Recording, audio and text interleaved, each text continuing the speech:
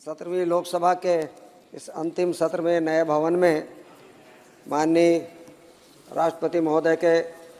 अभिभाषण पर कृतज्ञता ज्ञापित करने के लिए, अपना समर्थन देने के लिए मैं खड़ा हुआ हूं। माननीय सभापति महोदय, हम विकसित भारत 2047 की ओर बढ़ रहे हैं। भारत का ये अमृत काल चल रहा है और जब हम विकसित भारत की बात करते हैं तो देखने में आ रहा है अध्यक्ष महोदय कि किस तरह से एक क्रमिक विकास सभ्यता का होता है, उसी तरह से देश की आज़ादी के बाद में हमारे देश के सम्मानीय प्रधानमंत्री मोदी जी के इस 10 साल के कार्यकाल में किस तेज़ी के साथ में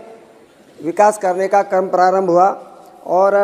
सभापति महोदय, मैं कहना चाहता हूं कि जिस तरह का एक इतिहास रचने का काम वर्तमान हमारे प्रधानमंत्री आदरणीय मोदी जी के कार्यकाल में हुआ है, भारतीय जनसंघ के समय के जिस प्रण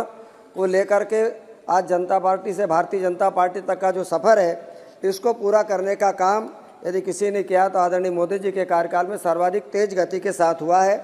उस समय के कार्यकाल में आज़ादी के बाद देश में कृषि को बढ़ावा न दे करके उद्योगों को दिया, जबकि हम कहते हैं कि भारत की आत्मा गाँव में बसती है, कृषि प्रधान देश है। हमने उस समय पर कृषि पर ध्यान नहीं दिया और इसका परिणाम रहा कि हम अनेक तरह की झंझावातें फंसे रहे, देश काफ़ी पीछे रहा।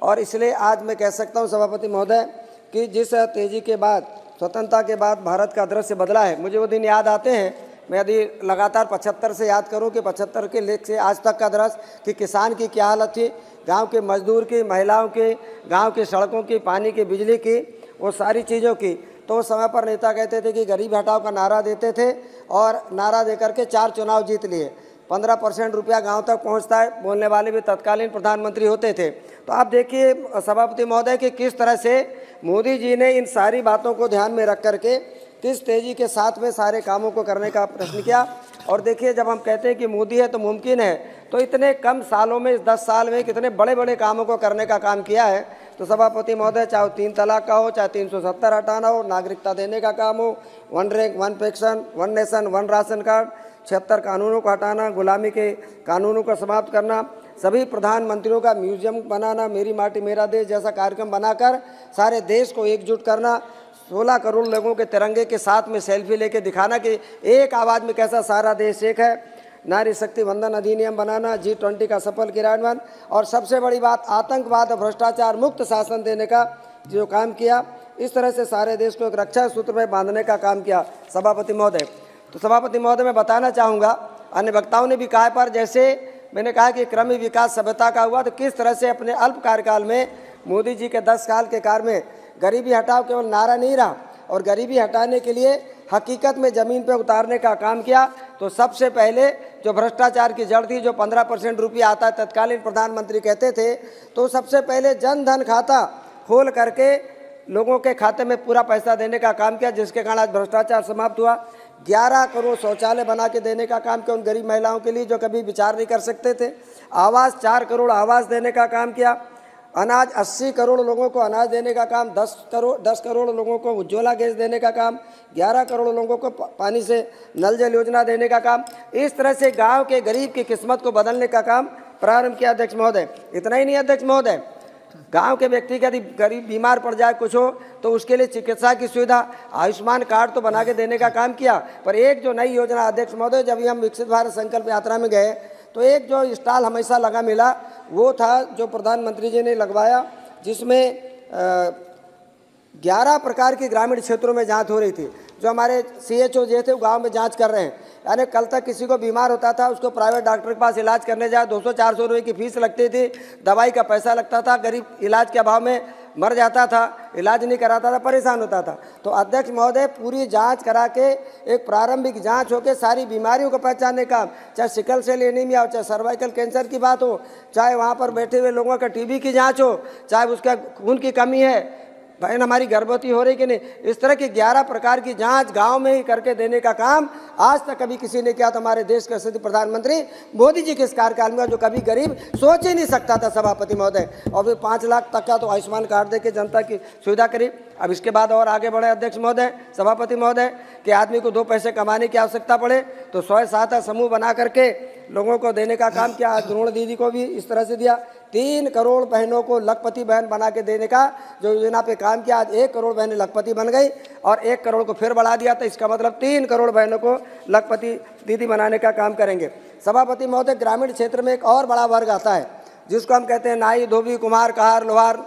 चर्मकार से लेके वंशकार, ये इस तरह के वो प्रकार के जाति के लोग हैं सभापति महोदय, जाति ना कहूँ सभापति, वर्ग के लोग जो इस तरह ग्रामीण क्षेत्र में धंधा करते हैं और जिनका राजनीति में कभी दूर दूर तक कहीं नहीं रहता, कभी राजनीतिक उनकी पहुंच भी नहीं होती। ऐसे लोगों की पहचान करके उन लोगों के लिए काम देने का क्या प्रशिक्षण देना, 500 रुपये प्रशिक्षण में देना, फिर 1 लाख, 2 लाख और 3 लाख, इस तरह से 3 लाख रुपए तक उनको आर्थिक मदद दे करके समाज में बराबरी से ला करके सम्मान के साथ जीवन जीने की यदि किसी ने विचार किया तो हमारे देश के यशस्वी प्रधानमंत्री आदरणीय मोदी जी ने क्या, अध्यक्ष महोदय, सभापति महोदय मुद्रा लोन देकर के भी ग्रामीण क्षेत्र के लोगों को लाभ किया। इस तरह से सभापति महोदय एक ग्रामीण लोगों को किस तरह से गरीबी से उबार करके समाज के सम्मान में लाके खड़े करना, उसका परिणाम है कि आज 25 करोड़ लोग गरीबी रेखा से ऊपर निकल के आ गए। आज तक कभी केवल गरीबी हटाओ का हम नारा सुनते थे, मैंने अपने जीवन में केवल गरीबी हटाओ का नारा सुना, पर आज पहली बार आज खुशी होती है प्रधानमंत्री महोदय जी के इस कार्यकाल में उनके साथ काम करते हुए कि आज 25 करोड़ लोगों को गरीबी रेखा से बाहर निकालने का काम हमारे सभापति महोदय, हमारे यशस्वी प्रधानमंत्री जी ने किया। सभापति महोदय, मैं एक बात और आपको याद दिलाना चाहता हूँ, जब मैं पिछली सरकारों को देखता था, मैं अपने मध्य प्रदेश से आता हूँ, मैं वहाँ देखता था कि किसान को 18% का लोन मिलता था। आज जो कांग्रेस के लोग बड़ा रोना रोते और बड़े आंसू बहाते हैं किसान के नाम पर, किस तरह से बेइज्जत करते थे। कुड़ की डिग्री होती थी सभापति महोदय, उनके गाय भैंस बकरी सब छोड़ के ले आते थे, घर के गुंडी घाघरी तक उठा के लेके जाते थे। गांव के लोग अपना बैल बचाने के लिए, जानवर बचाने के लिए घर छोड़ के जाके जंगलों में रहते थे ताकि उनकी कोई, और कुड़ की डिग्री करके बेइज्जती करते थे, बेटे बेटियों के शादी नहीं जुड़ती थी। सभापति महोदय, हमारी सरकार में आने के बाद मध्य प्रदेश में 0% ब्याज दिया और आदरणीय मोदी जी ने सम्मान निधि देकर के किसान को सम्मान देने का काम किया। और आज मैं कह सकता हूं सभापति महोदय, मध्य प्रदेश में 20 साल से सरकार 1.25 साल का कार्यकाल छोड़ दें, आज 20 साल के अंदर एक भी किसान की कोई कुड़ की डिग्री होकर के उसको जमीन से वंचित नहीं होना पड़ा। सभापति महोदय, ये हमारी भारतीय जनता पार्टी की सरकार में किसान का सम्मान आदरणीय मोदी जी की सरकार में हुआ है। और आज मोदी जी जिस तरह से चाहते हैं सभापति महोदय, जिनका जोर है प्राकृतिक और जैविक खेती, क्योंकि जीवन को बचाने का काम, आप भी डॉक्टर हैं सभापति महोदय, मैंने भी जीवन में प्रैक्टिस करी 15 साल। हम जानते हैं कि ग्रामीण क्षेत्र के लोगों का भोजन अच्छा नहीं होगा वो यदि जैविक नहीं होगा। हमने अन्न उत्पादन करने के चक्कर में जिस तरह से इंसेक्टिसाइड का, पेस्टिसाइड का और डीएपी यूरिया का मनमानी दुरुपयोग किया है फसल बढ़ाने के लिए, पर आज वही हमारे लिए काल बन गई और जिसके कारण नाना प्रकार की बीमारी आ रही सभापति महोदय। इसलिए आज प्रधानमंत्री जी का जोर है कि वो जो खेती हम पहले करते थे प्राकृतिक, जिसमें हम जिस तरह से मक्का और रागी पौधों कुट की पैदा करते थे, आज जो मिलेट्स जिसको कहते हैं, आज जो सर्वाधिक अच्छा अन्न है उसको पैदा करने के लिए आज मोदी जी जिस तरह से सारे देश के लोगों से, किसानों से आग्रह कर रहे हैं, तो सभापति महोदय आज किसान, सभापति महोदय मैं 1-2 बात करके मैं समाप्त करूंगा। इस तरह से सभापति महोदय चाहे किसानों को आगे बढ़ाने के लिए जितनी योजनाएं, चाहे सहूलत मुफ्त देना हो, चाहे उनके घर में बिजली लगा के देना है, ये देने का काम कर रहे हैं। युवाओं के लिए स्टार्टअप और स्टैंडअप योजना, विश्वकर्मा जैसी योजना, खेलो इंडिया जैसी योजना बना के लाखों को लाभ दे रहे हैं सभापति महोदय। नारी शक्ति वंदन कानून बना करके किया सभापति महोदय। मैं कल सुन रहा था हमारे मित्र को, आज वो जितना रो रहे हैं बैठ करके, जरा ये भी याद कर ले कि साहबानो प्रकरण में इन्होंने क्या किया था, तो इसलिए दूसरे को उपदेश ना दें, अपनी पीठ पहले देख ले कि साहबानो प्रकरण में किस तरह कानून बदलने का तक काम कर दिया था। आज मोदी जी के कार्यकाल में नारी शक्ति को सम्मान मिला है, राजनीतिक रूप से भी उसको 33% का आरक्षण मिलेगा और नारी के सम्मान में कितने प्रकार की योजनाएं चलाई जा रही है सभापति महोदय। सभापति महोदय 1-2 मिनट में, सभापति महोदय मैं अब सड़कों पर इन पे बात तो नहीं करूंगा, पर सभापति मैं इतना कहना चाहूँगा कि जब हम ग्रामीण क्षेत्र से हम आते हैं, जहाँ पहले देखते थे न चलने के लिए सड़क है, न बिजली है, न पानी है, न शिक्षा के क्षेत्र थे, आज कितना तेजी के साथ विकास हुआ है सभापति महोदय। मेरे यहाँ पर कांग्रेस के सरकार के समय पे एक एशिया का ऐसा सड़क बनना था, नहीं बनने दिया, 10 साल तक रोक के रखा। आदरणीय हमारे गडकरी जी जब मंत्री बने, प्रधानमंत्री हमारे मोदी जी बने, तब जाकर के पहली बार वो एशिया का पहला ऐसा साउंड प्रूफ